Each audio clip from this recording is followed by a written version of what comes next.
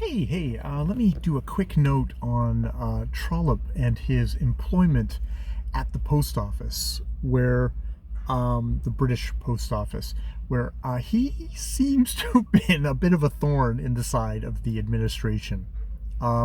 He was very much one who, he talks about writing his reports and how he liked to, have plain and direct language. He was not somebody who used the kind of usual, at least as he claims, he didn't use the waffling bureaucratese, and he wasn't shy with his opinions. When he thought something was being done poorly, he would let people know, and without them having to ask for it. And he would follow the directives, but he would also say, this is why these directives are wrong and are going to cause more harm than not. So he does not seem to have been a very politically astute person, or somebody who could kind of keep himself the gray and colorless civil servant, just very quietly doing the stuff.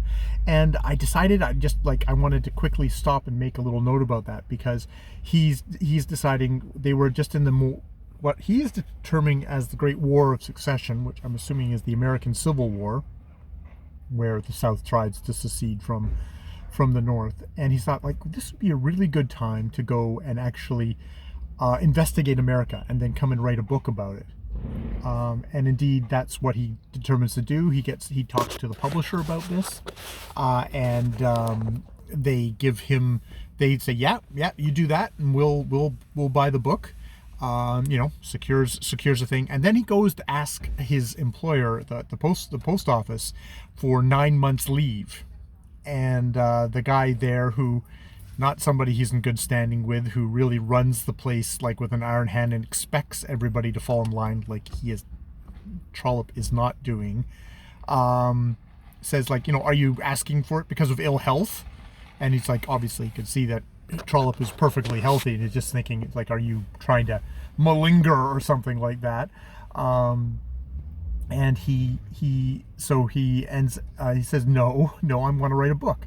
And it's well, is there particularly any special consideration why we should do that? And it's well, because I have been a really good civil servant. I've done all these things. It's okay, well, then we'll say that we'll do it, and we'll say that we've fully repaid you for that with this 9 months leave. And at which point Trump's no, I'm not acceding to that agreement of you having bought me off of all the stuff that I have done for the thing merely by a 9 months leave, and then you'll be quit of me and don't have to give me any more particular consideration. And it does get withdrawn, but it really demonstrates the very prickly relationship that Trllp has with the administration there.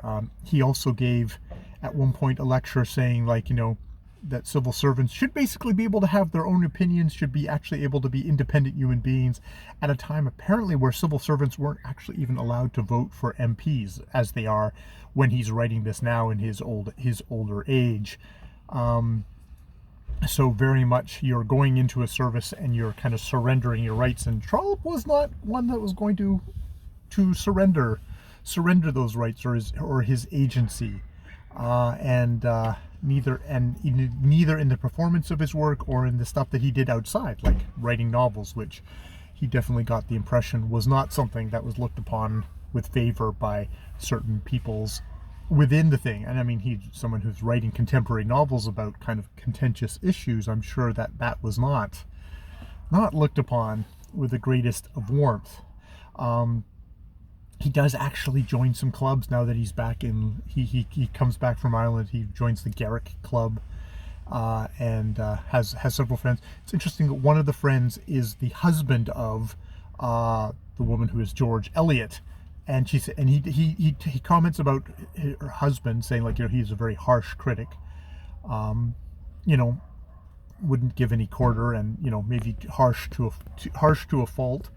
And that he would discuss George Eliot when he came to authors, because you get that sense of he's a dude, she's a woman, and maybe it'll be interesting to see, he seems to be holding her at a slight distance, whether that's just because they didn't have that kind of relationship. It might be kind of difficult for a Trllp to have a dude to have a relationship with George Eliot.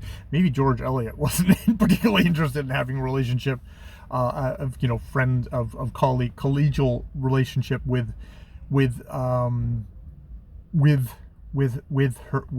him.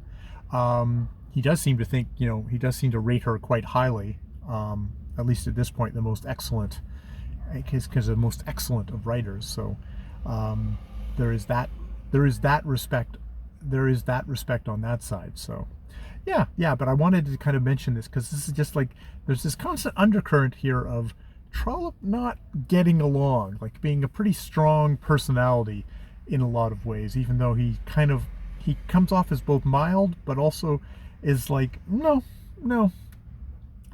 He even though he's joined the clubs and he seems to have met all these guys, he still does, you still get the sense that he's always going to carry around this feeling like an outsider, you know, and that kind of goes with how he carries himself at the post office, and maybe carries himself how he carries himself at these gentlemen clubs, which seems a lot more congenial even then, but still doesn't quite get into things. All right, I will leave it there. More videos later.